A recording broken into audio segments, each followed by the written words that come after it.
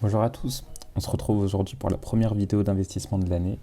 Donc comme je l'expliquais dans ma précédente vidéo où je faisais un peu le bilan de l'année 2025, cette année on va avoir plutôt un objectif d'investissement qui va tourner aux alentours des 600 euros pour arriver à 7200 euros à la fin d'année. Donc pour ce premier mois, on va être à 450 euros. Donc avec une répartition comme ceci, donc 350 euros sur mon PEA et 100 euros en crypto. Donc on se retrouve juste ici.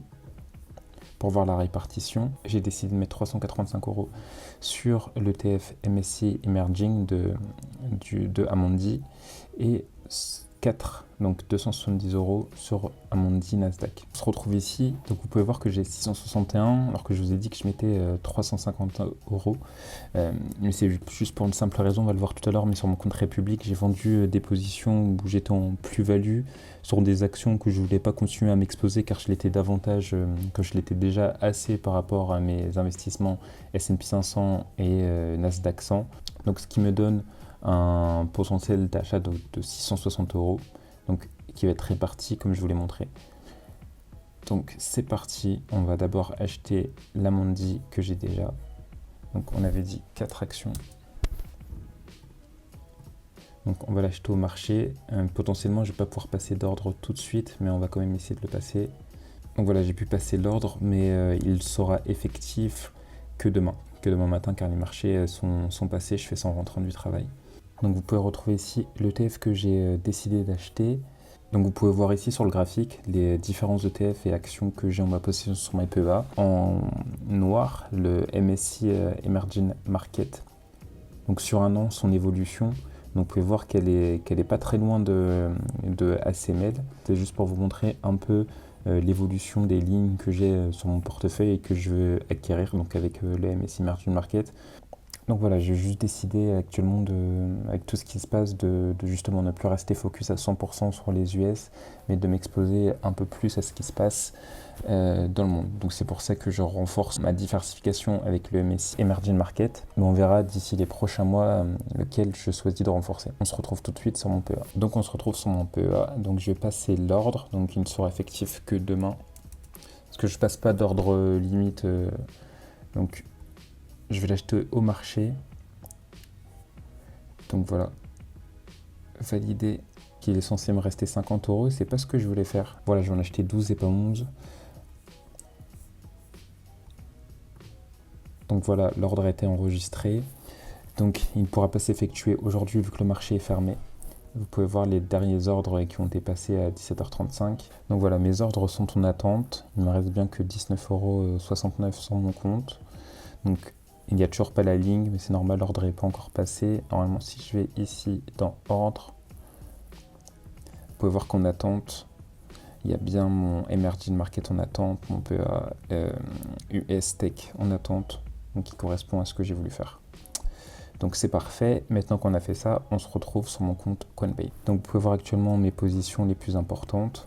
Donc comme je vous l'ai dit, j'aimerais bien investir 100 € sur mon Bitcoin, en Bitcoin.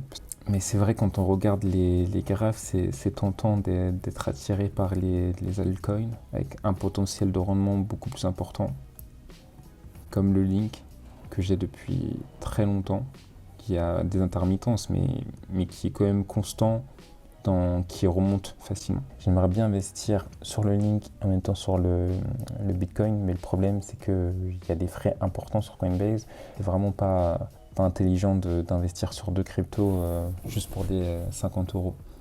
Donc ce mois-ci, je vais investir sur une altcoin, donc le Link.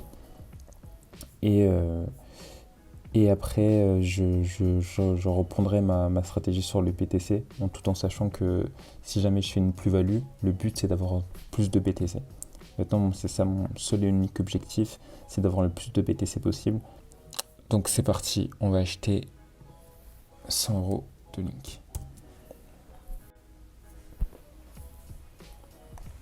Donc voilà, c'est terminé, l'ordre est passé, j'ai bien reçu mes 8 links. Donc si on se retrouve ici, donc voilà, j'ai bien mes links qui apparaissent ici. Et voilà, je pense qu'on est bon pour ici, on a respecté ce qu'on s'était dit. On a respecté ici c'est bon. Donc c'est vrai que là j'ai un peu modifié mon tableau, mais je vous l'avais montré dans ma précédente vidéo si vous l'avez vu sur mon bilan 2025. Donc si on fait la somme de toutes mes positions sur Trade Republic, sur mon PEA, on atteint à peu près les 13 374 euros. Donc ce qui me fait toujours en moins-value. Mais là j'ai décidé de compter, comme je vous l'avais dit, hein, de compter ici toutes mes moins-values en crypto. Donc c'est vraiment ma crypto qui plonge tout ça vers le bas. Donc ce qui nous donne ici ce graphique avec pour l'instant ma forte moins-value. Encore une fois due uniquement à mes crypto-monnaies, parce qu'en bourse je suis en positif. Ouais, je suis à 16,88% sur mon compte Trade Republic et je suis à peu près, comme je l'ai montré, et je suis à peu près aussi à 14% de plus-value sur mon PEA.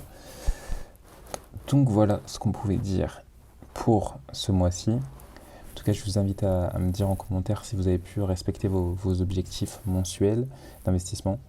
Pour les autres, je vous souhaite une bonne fin de journée, une bonne soirée et à bientôt. Salut!